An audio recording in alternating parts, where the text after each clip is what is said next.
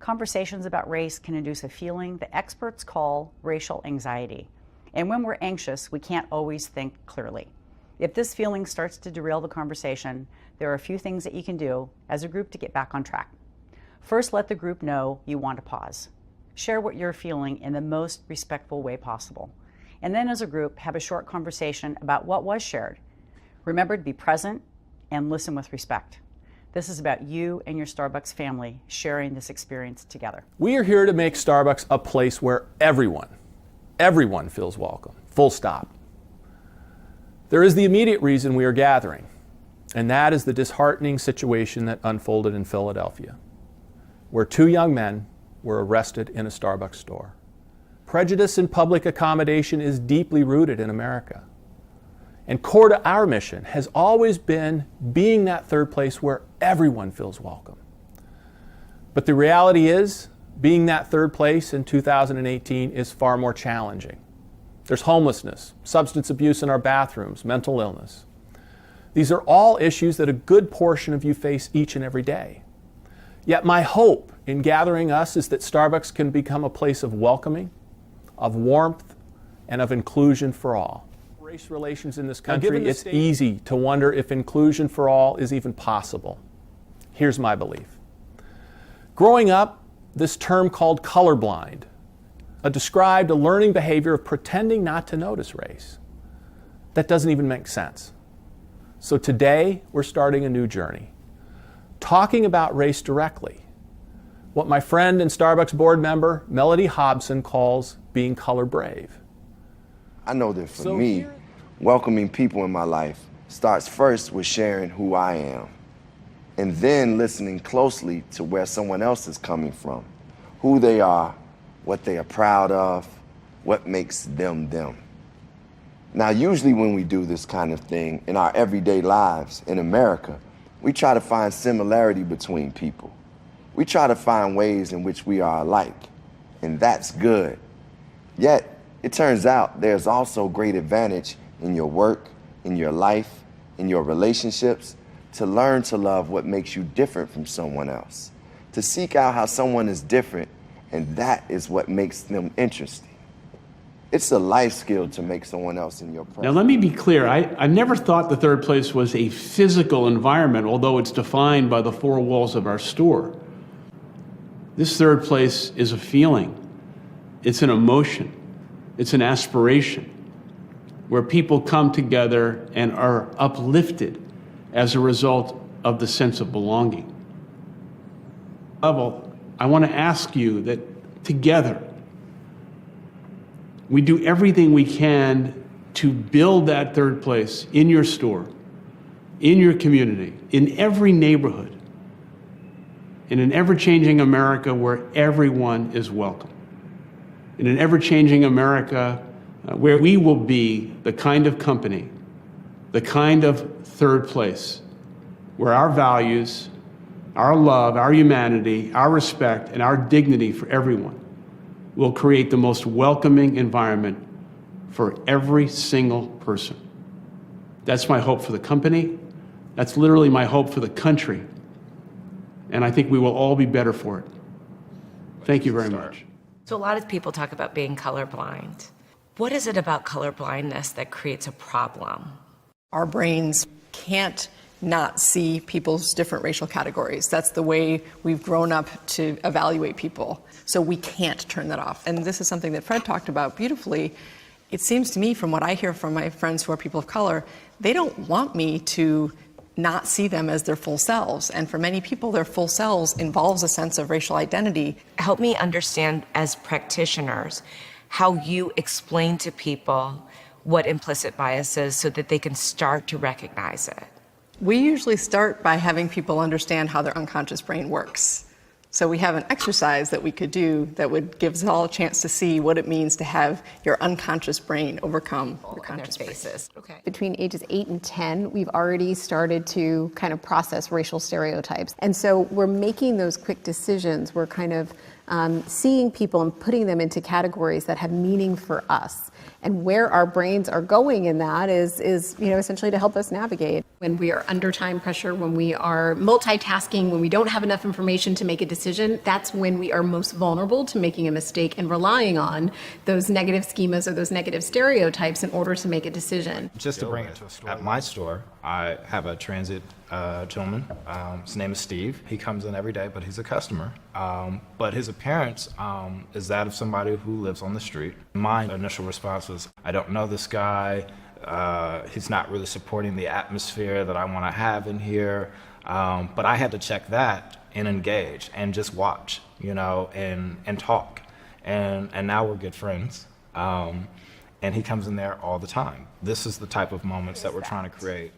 Racial anxiety is our bodies and our brain's stress response to cross-racial interaction, and it shows up differently. If I'm a person of color and I'm engaging in a cross-racial interaction, I'm worried that whatever's coming towards me, my defense mechanism goes up, right? And if you're white, it's showing up as a big fear that you may confirm yourself as racist. You may say something or do something that will actually trigger that in someone else. And the two of them coming together, imagine two brains going into fight or flight mode.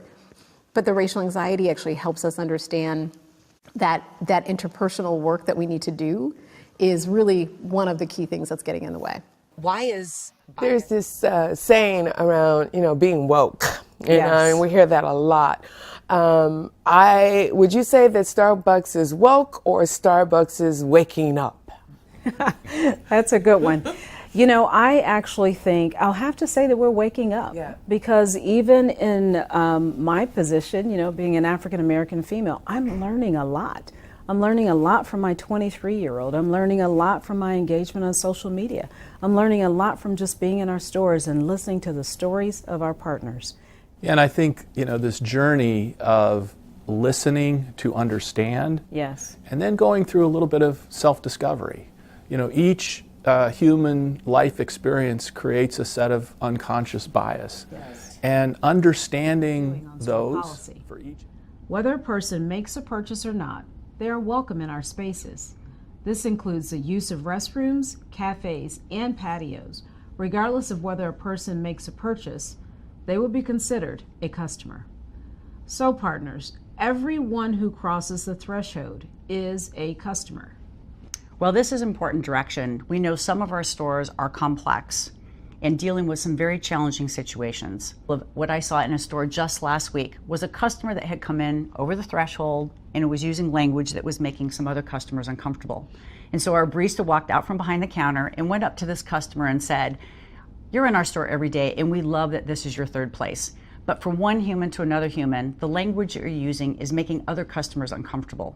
So either you have to change your behavior and stay and be part of our third place, or I'm going to have to ask you to leave and you can come back at a later time when you feel like you can be part of our third place. And in fact, if you want to go have a seat, I'll bring you over a cup of water just to make sure that it's a great rest of your day." That's an example that I think any barista can do, and it was really just one person to one person, talking one human to one human, addressing the behavior and not the person. And I think We recognize that these feel like some pretty big changes.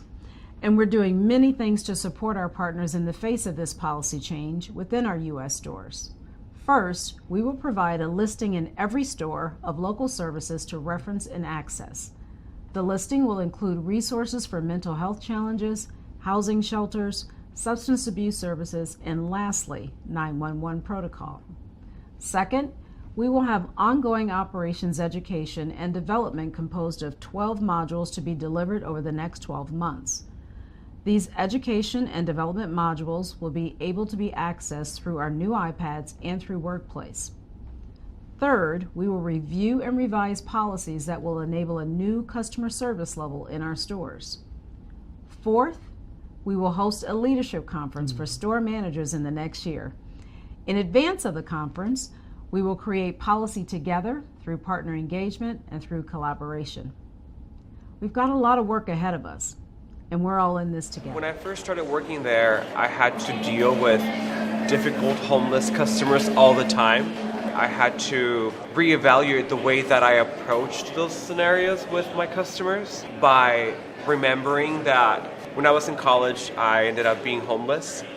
for about a year, sleeping on a park bench and showering in the gymnasium just to be able to attend my classes on a daily basis.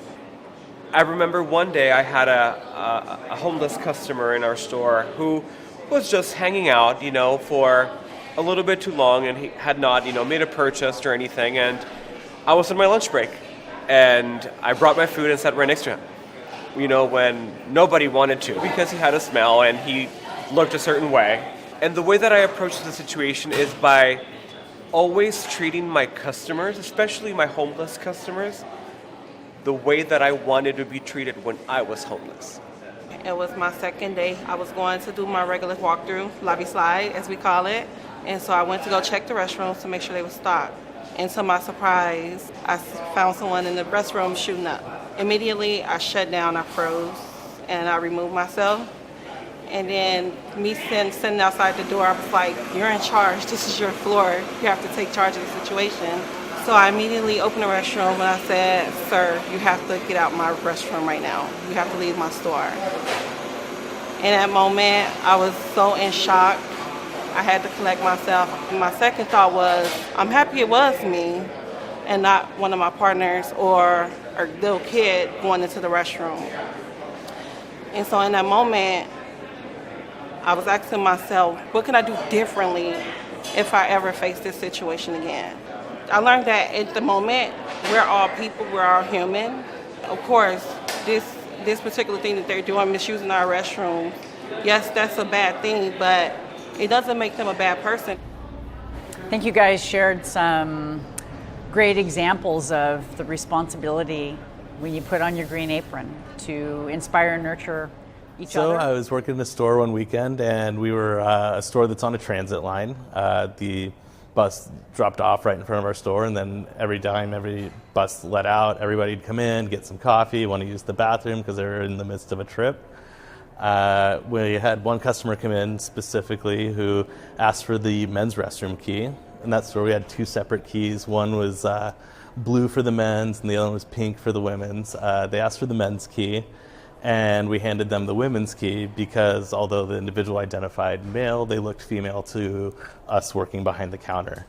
The customer then said, no, I identify male, and I've asked you for the men's key. So we handed them the men's key and said, hey, we're really sorry that happened. Here's the key that you asked for. Go ahead and you can go around the corner to the bathroom. Our bathroom was in a shared building, so when the customer went into the main building, they were actually told by security that they weren't even allowed to access the men's room because the building said that they didn't believe that they were a male either. At which point the customer came back in and became very irate. We told them we were really sorry, that we'd done the best we could at that point. I was working the register, and a gentleman came in, ordered a beverage with he had a really thick accent. And I was struggling to understand his drink order, managed to figure out what it was, said it back to him. He nodded that it was right. And then I asked him for his name to put on the cup, and I really was not understanding the name he was giving me. So I asked him 2 more times, and I just couldn't understand what he was saying. And so I made a joke out of it and said, I'm just going to call you Bob. And I wrote To be color Bob brave on the cup. is to be brave, period. Whether it was easy or hard for you today, above all, thank you for choosing to be here. We began some very important conversations today, but let's be clear. This is just the beginning. It's a start. And now, more than ever, the world needs the third place, a place where everyone feels they can belong. And this starts by first understanding that we each have biases, and then actively working to address them. But there's more that we can do to create the third place consistent with our mission and values. We can seek and eradicate bias and racism in our systems. We can work to change our policies and processes. And we can each commit to work on ourselves. The more you are aware of your bias, the more you can work to disrupt it and help all people who walk into a Starbucks to feel seen, to feel respected, to feel uplifted. My biggest ask is that every single one of us commit to this journey. We won't get it right every single time, but if we stay at this, we will get it right more and more. So thank you for everything you brought to today. I am so proud to call you my partner And I'm especially proud that we are on this journey together.